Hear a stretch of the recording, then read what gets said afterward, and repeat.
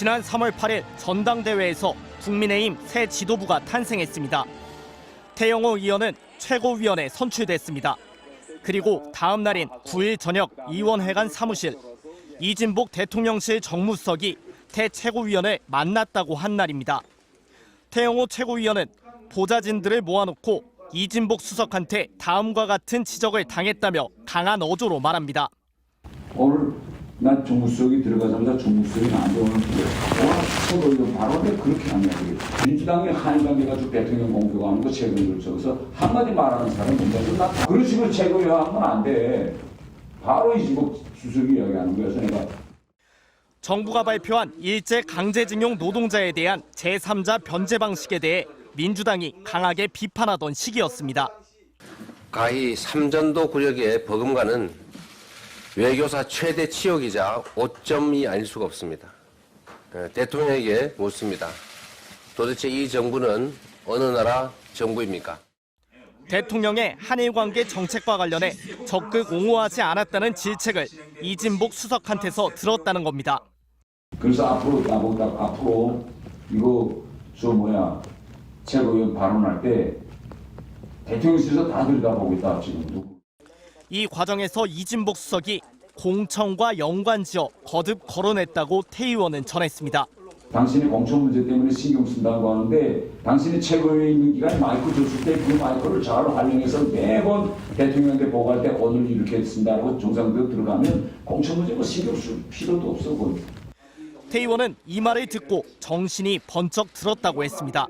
그래서 내가 이제부터 이제 정신 번쩍 들더라고. 이진복 수석이 나한테 그렇게 좀 약간 다 걱정하는 게 그거잖아. 그렇게 하면 재선이냐, 강남 가서 재선이냐. 오늘도 내가 그거 이진복 수석한테 강남에서 재선이 되느냐 안 되느냐. 태 의원은 해당 발언과 관련한 MBC의 질문에 본인이 이 같은 발언을 했는지 기억이 잘 나지 않는다면서도 이진복 수석이 공청 관련 발언을 하지 않았다고 말했습니다.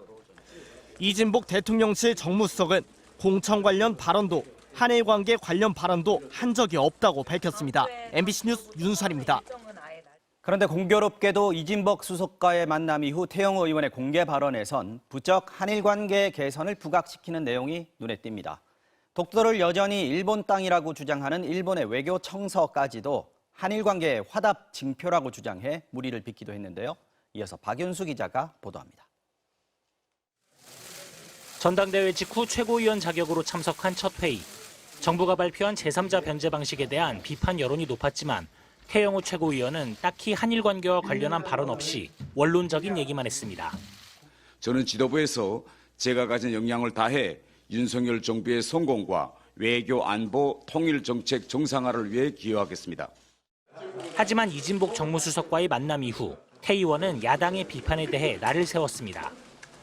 일제 강제징용 해법과 한일 관계 문제와 관련해 민주당이 국익은 생각하지 않고 오로지 정치 공세를 이어가고 있습니다.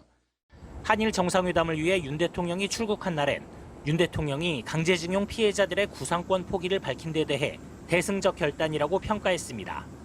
윤석열 대통령의 구상권 포기 결정은 대국적, 대승적 결단입니다. 빈선 외교니 굴욕 외교니라는 단어 자체가 나오는 것이 비정상적입니다. 이진복 정무수석과의 만남 이후 오늘 한일 관계 얼마나 좋냐. 첫 상견례 자리에서 바로 딱 당신이 그거 탁 치고 들어왔으면 대통령한테서 이거 오늘 그 한일 관계 태영호 한마디 했습니다. 이러면 얼마나 좋을 뻔했느냐. 태영호 의원의 한일 관계 개선에 대한 발언은 부쩍 부각됐습니다. 지난달엔 여전히 독도는 일본 영토라는 내용이 담긴 일본의 외교 청서가 공개됐는데 역대 내각의 역사인식을 계승한다는 내용이 누락됐다는 비판이 높았음에도 미래지향적 한일 관계에 대한 일본의 화답 징표라는 무리한 해석을 내놓아 논란을 일으켰습니다. MBC 뉴스 박윤수입니다. 네, 이 사안 취재한 정치팀 윤수환 기자와 좀 더 자세한 이야기 나눠보겠습니다. 자, 윤 기자, 지금 발언의 당사자인 태영호 의원이나 녹취에서 언급된 이진복 정무수석 모두 그런 대화를 나눈 적 없다 부인을 하고 있군요. 네, 오늘 태영호 의원을 만나서 직접 이야기를 들어봤는데요. 네. 일단 한마디로 말씀드리면 당시 상황이 전혀 기억나지 않는다. 기억나지 이게 않는다. 태 의원의 설명입니다. 네. 그런데 이런 말도 덧붙였어요. 자신이 이진복 수석에 대해서 만약 그렇게 말을 했다면 일단 그거는 사실이 완전 아닌데 사실과는 다른데 녹음에 담긴 내용은 공천에 대해서 걱정하지 말고 대통령실 정책을 잘 적극적으로 홍보하자. 이렇게 보좌진을 독려하는 차원에서 그런 말을 했을 것 같다. 자신이 했다는 거죠. 네. 이게 이진복 수석의 말을 전한 것이 아니라 내가 그 말을 지어내서 한 거다. 이진복 수석 말인 것처럼. 가정을 달아서 일단 그렇게 설명을 했고요. 네. 이 수석을 어쨌든 언급을 했잖아요. 그래서 네. 그 언급한 점에 대해선 본인이 책임질 사안이라고 말을 했습니다. 이진복 수석의 경우에는 태영호 의원을 만난 건 맞다고 했지만 한일 관계나 공천 관련 대화는 없었다. 이렇게 부인했습니다. 근데 녹취를 들어보면 태 의원이 상당히 구체적으로 그 이수석의 발언이라 하면서 전하지 않습니까? 만난 것도 사실인 것 같고요. 그런데 그런 일이 전혀 없었다. 이렇게 전면 부인하는 부분은 좀 이해가 가지 않는 면이 있습니다. 맞습니다. 약간 그 양쪽의 설명이 어긋나는 부분도 있기는 그렇죠. 한데요. 예. 태 의원의 경우에는 일단 만남 자체는 없었다고 부인했다가 만남도 기억에 부인했죠. 네. 그 뒤에 기억이 나지 않는다 이렇게 말을 했고요. 네. 그 뒤에 이진복 수석은 자신의 방에 왔다 갔다고 했습니다. 방이라고 한다면 대통령실을 언급한 걸로 좀 추정이 되는데요. 대통령실에 있는 수석방이겠죠. 또 앞서 리포트에서도 보셨지만 네. 만남 이후에 태 의원이 일본 관련해가지고 그런 발언이 대폭 부각된 측면이 있고요. 네네. 태 의원이 대통령실 수석 발언을 모두 꾸며냈다.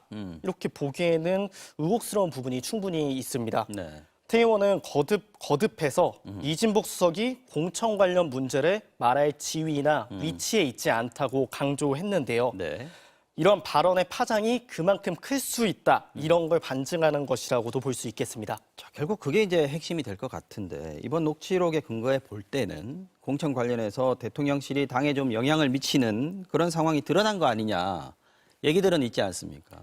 네, 내년 총선이 이제 1년도 남지 않았잖아요. 그렇죠. 의원들에게 당에서 공천을 받느냐 여부는 제일 예민하고 중요한 문제입니다. 네. 태영호 의원 역시 녹취록을 보면 공천 문제에 대해 압박을 심하게 느끼고 있다는 그런 걸 볼 수 있는데요. 그렇죠. 지금 국민의힘 지도부가 대통령실에 어느 정도 어느 면에서는 종속돼 있다 이런 평가도 나오고 있잖아요. 네. 이런 상황에서 대통령실이 공천을 고리로 걸면서 대통령이 추진하는 정책에 대해서 어떤 압박을 가했다고 의심받는 상황은 네. 당 내에서도 파장이 예상될 수 있습니다. 네.